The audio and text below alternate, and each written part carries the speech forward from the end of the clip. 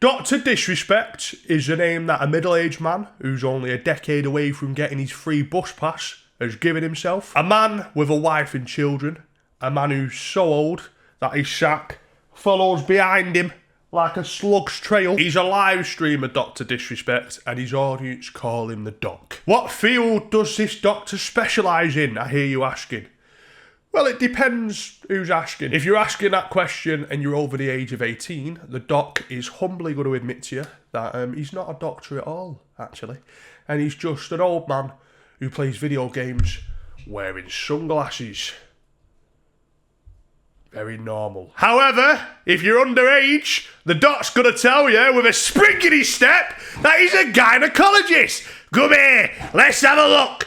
Let the Doc have a look. Let's see how pink it is. A few years ago, this self-appointed doctor for kids was banned off of the streaming service Twitch for undisclosed reasons. I assumed it was to do with him refusing to let a big black bull have his way with his wife whilst he sat on a chair and watched in the corner, because I just imagine that's probably what you have to do to be involved in Twitch. But no, a couple of days ago, a shocking revelation was discovered by an eczema-scratching, glasses-wearing, high school hall monitor nerd who used to work at Twitch and is now, I assume, a well-respected Discord mod. This ex-Twitch employee turned Discord mod came out with what was then an allegation against the Doc. The allegation stated that Dr. Disrespect was being a little more than disrespectful over a messaging service integrated into Twitch's website with a minor. This wasn't the type of minor that Maggie Thatcher did away with in the 80s.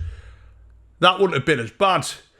No, unfortunately on this occasion, minor refers to someone under the age of consent. Not only was he having inappropriate conversations with this young person, don't even know if it's a girl, it might be a lad. He might be batty, isn't it? But he was also making a conscious effort to meet this person at an event that smells like body odour and Leicester cheese. TwitchCon. It is an act of God, isn't it? God made him batty. When this story broke, the 42-year-old doctor, who isn't a doctor, made a statement regarding it.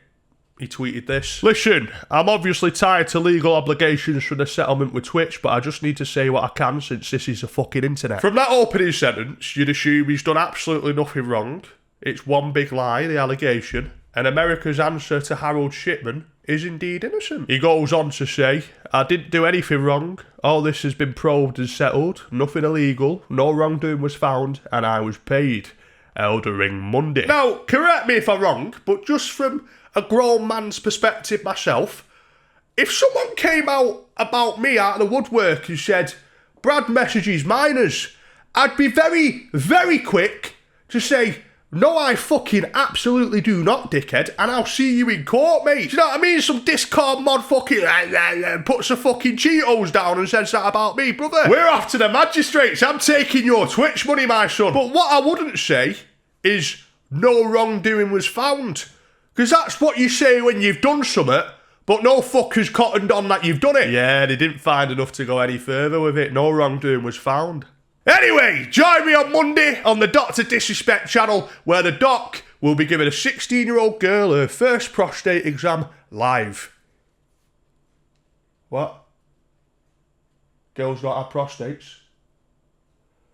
Well, don't tell her that, knobhead. It wasn't just me who saw issues with a man being accused of speaking to kids and his reaction being, oh, well, they didn't find fuck all. No, many people ended up reading between the lines on that one and concluding that the Doc was being a wee bit suspicious. It was almost as if this early 40s man with a big black 4-cartoon and nonce moustache, as if he's a character out of a 1970s crime detective programme, is in fact a nonce. Surely not. Who would have guessed? Well, it turns out he is.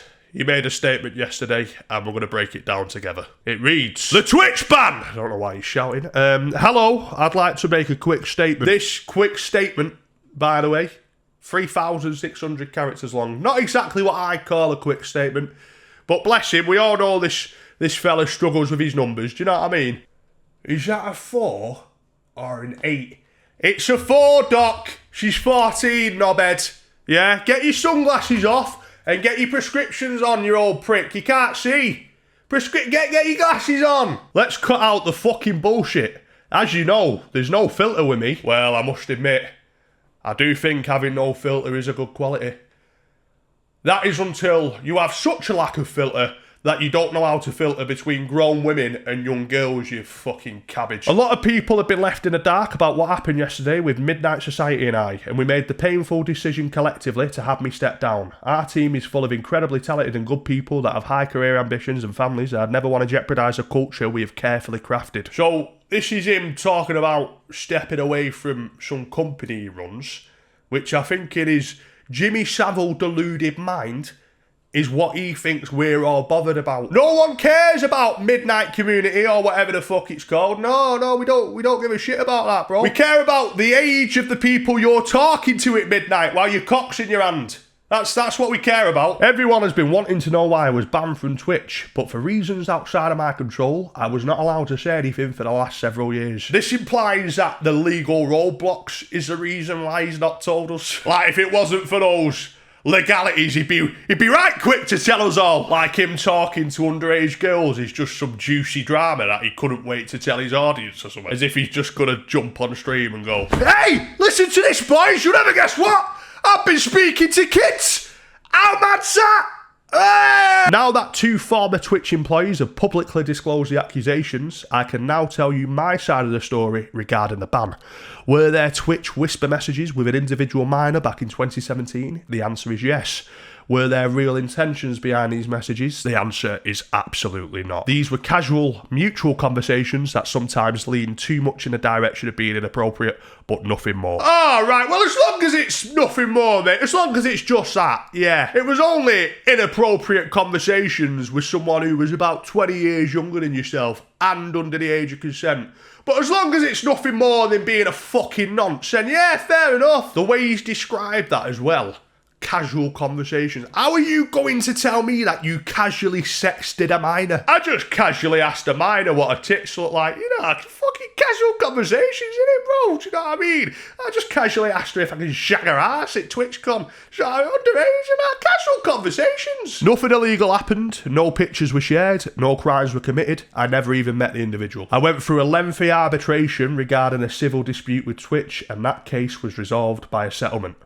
Let me be clear, it was not a criminal case against me, and no criminal charges have ever been brought against me. It's almost as if his whole defence is that he dodged any criminal proceedings, but that just has me thinking that you're just a slimy, cunning bastard, rather than that you're not a nonce. You're actually worse than a nonce. You're a nonce who knows how to dodge legal repercussions. You're one of the fucking scary ones, bro. Now, from a moral standpoint, I'll absolutely take responsibility. I should have never entertained these conversations to begin with. That's on me. That's on me as an adult, a husband and a father. It should never have happened. I get it. I'm not perfect and I fucking own my shit. This was stupid. Oh, well, at least he's owning his shit 7 years after the incident took place because a neckbeard Discord mod outed him. Stupid, by the way. Stupid is what you call the girl in primary who'd sit at the back of the class and gnaw on the side of the table when the teacher wasn't looking like she was a fucking rabbit. Coincidentally, if you were there, you'd probably whack a candle on that table and ask her if she wants to come to TwitchCon with you. But chatting to young'uns at your old age, that goes beyond being stupid, my friend. No. That makes you a predator. Say it with me. Predator. Yeah, not stupid. Predator. So let's just amend your statement for you. So you said now from a moral standpoint, I'll absolutely take responsibility. I should have never entertained these conversations, blah, blah, right, let's just change that. So now from a moral standpoint, I'll absolutely take responsibility that I am a predator. I should have never entertained these conversations to begin with, but I did because I'm a predator. And that's on me as an adult, a husband, and a father. Welfare check needed. It should have never happened. I don't get it. I'm just damage controlling to try and keep my career. I'm an imperfect nonce, and I'll fucking swear in this sentence to manipulate you into thinking there's a sense of authenticity and passion. But the only thing I'm really passionate about is underage pussy. Fresh as Tesco veg. There you go, mate. Sorted it for you. He now goes on the offensive and starts giving it the big un. He writes, "Now, with all this said, don't get it fucking mistaken. I've seen all the remarks and labels being thrown around so loosely. Social media is a destruction zone." He's trying to paint this out as just being another example of cancel culture, which is something I am aggressively against. But this isn't cancel culture. This is you admitting that you sexed underage people. It'd be like I'm Alex borrowing a slab of concrete from those blokes at the side of the M60 in orange vests who were doing motorway road work. Then him going home with said concrete, yeah, with all his might trying to lift it, and seeing his bird and just bang, smashing her in the face with it, thus getting a Google Doc dropped on him, and then coming out of a statement going, yeah, this is just cancel culture. With his big fucking bee sting tongue. No, it isn't just cancel culture. Alex, you've hit your bird in the face with concrete, brother, and Doc sexted a kid. The doc goes on to say, I'm no fucking predator or paedophile. Yeah. My head's a normal size, don't look like a bowling ball. I'm no fucking predator or paedophile. Are you kidding me? Anyone that truly knows me fucking knows where I stand on those things with those types of people. Fuck that. That's a different level of disgust that I fucking hate even hearing about. Don't be labelling me as the worst of the worst with your exaggerations. No, you're quite right, mate. I tell you what, they're bloody awful on the internet, aren't they? They're awful. They're acting like you've sexted a minor or something. Terrible. That argument's almost on the level of saying, I have black friends, so I'm not racist. I don't, by the way. Oh. But, do you know what I mean? It's on that level. I'm not a pedo. I think paedophilia is disgusting. You're supposed to, mate. That's not a flex. You're supposed to think it's disgusting. He continues on with some over-dramatised speech about how the haters aren't going to ruin him and how he isn't going anywhere. And then he gives us the Dairy Lee Triangle's cheesiest closing line I think I have ever read in my life. Especially given the circumstances, he says, they want me to disappear.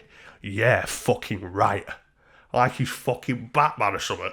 Brother, you've been outed for asking a young girl what her nipples are saying. You're not being chased down by the villains of Gotham. He's acting like he's about to have a one-on-one with Heath Ledger's fucking ghost. I'm telling you now, he had some copyright-free, intense, cinematic movie soundtrack going on in his head when he wrote that last part. They want me to disappear. Yeah, fucking right. What a fairy.